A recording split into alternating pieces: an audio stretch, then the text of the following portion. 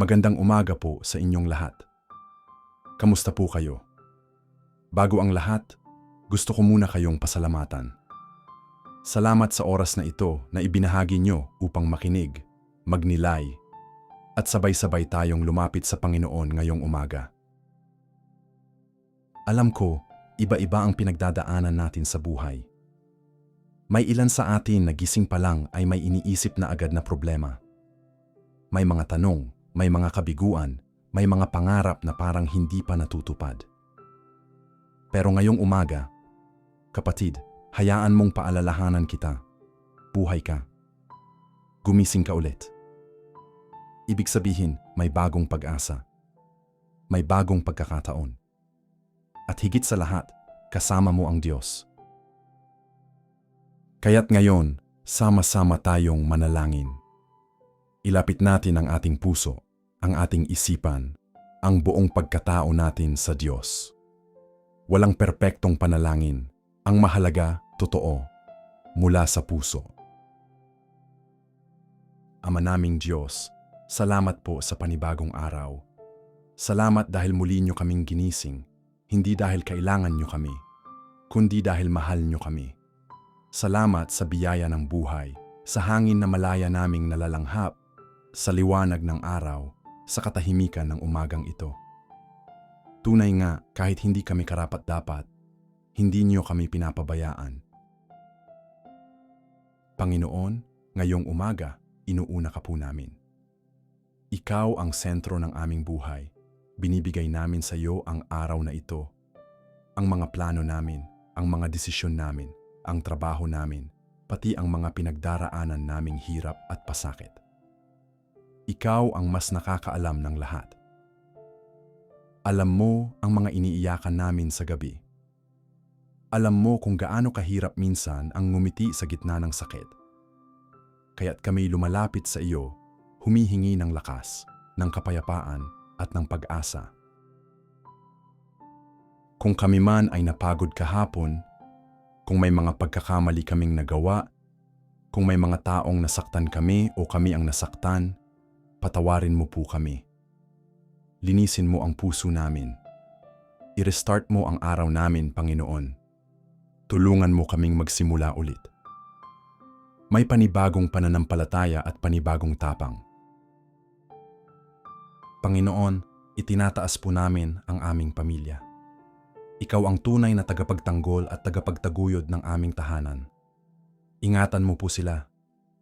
Protektahan mo sa sakit, sa kapahamakan, sa anumang masama. Pagkaisahin mo po ang bawat miyembro ng aming pamilya. Kung may hindi pagkakaintindihan, ikaw ang maging tagapamagitan. Punuin mo ng pagmamahalan, pag-unawa, at kapayapaan ang aming bahay. Sa mga kapatid kong nanonood o nakikinig ngayon na may mabigat na dinadala, Panginoon, abutin mo po sila. Yakapin mo sila ngayon. Ipadama mo sa kanila na hindi sila nag-iisa. Na kahit walang taong nakakaintindi, ikaw ay laging nariyan. Ikaw ang Diyos na nakikinig, nakakakita, at hindi kailanman nagpapabaya. Panginoon, sa panahon ngayon na maraming kaguluhan, maraming takot, maraming pagsubok, turuan mo po kaming maniwala. Hindi lang sa salita, kundi sa puso. Palalimin mo ang aming pananampalataya. Kahit hindi namin maintindihan ang lahat ng nangyayari, turuan mo kaming magtiwala sa iyong plano. Dahil alam naming ang plano mo ay laging mas mabuti. Hindi mo kami nilikha para pabayaan. Hindi mo kami nilikha para mabigo. Ikaw ang Diyos ng tagumpay. At sa iyo kami nakasandal. Ngayong araw, tulungan mo kaming maging liwanag din sa iba. Nasa simpleng ngiti, sa simpleng kabaitan, sa pagdamay sa kapwa, makita nila si Jesus sa amin. Gamitin mo po kami sa trabaho, sa eskwela, sa bahay, sa kalsada, sa online, saan man, gamitin mo kaming daluyan ng pag-ibig mo. Huwag mo kaming hayaan na maging mapanghusga, kundi maging mapagpatawad. Huwag kaming hayaan maging mayabang, kundi maging mapagpakumbaba. Panginoon, hinihiling namin ang iyong karunungan. Sa bawat desisyon, sa bawat hakbang, ikaw ang maging gabay namin. Iwasan mo po kami sa maling landas. Ituwid mo kami kung kami nalilihis. Kung may bagay na pinipilit naming hawakan na hindi naman para sa amin, turuan mo kaming bitawan. At kung may pangakong hinihintay namin, bigyan mo kami ng pasensya habang umaasa. Tulungan mo rin kaming magkaroon ng mas matibay na disiplina. Hindi lang sa oras, kundi sa pananampalataya. Na araw-araw naming hanapin ang presensya mo. Hindi lang kapag may problema. Hindi lang kapag kailangan namin ng sagot. Kundi sa bawat araw, masaya man o malungkot, lagi ka naming piliin. At higit sa lahat, Panginoon, punuin mo kami ng pasasalamat. Kahit sa maliliit na bagay, kahit may kulang, kahit may sakit, kahit may mga hindi pa dumarating na sagot, turuan mo kaming magsabi pa rin ng salamat, Lord.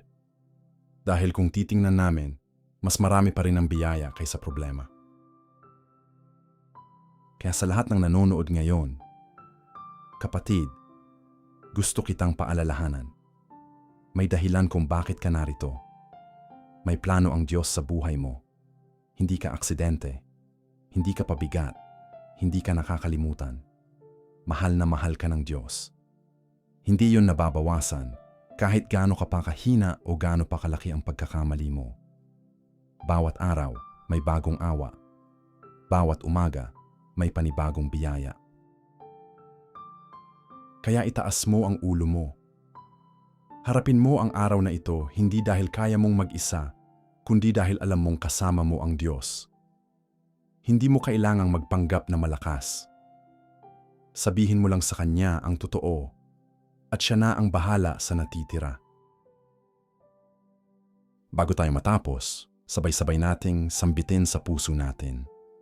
Salamat Panginoon, salamat sa pagmamahal, salamat sa bagong simula, salamat sa lakas. Ikaw ang aming Diyos at sa iyo lang kami magtitiwala. Sa pangalan ni Jesus, ang aming tagapagligtas at kaibigan. Amen. Naway maging pagpapala sa iyo ang panalangin na ito. Huwag mong kalimutang bumalik sa Diyos hindi lang tuwing may kailangan ka, kundi araw-araw. Dahil mahal ka niya araw-araw. Kapatid, tandaan mo ito. Ang Diyos hindi nagpapahinga sa pag-alala sa iyo. Kaya ngayon, simulan mong maglakad, may lakas, may pananampalataya, at may kapayapaan. Magandang umaga at pagpalain ka ng Diyos.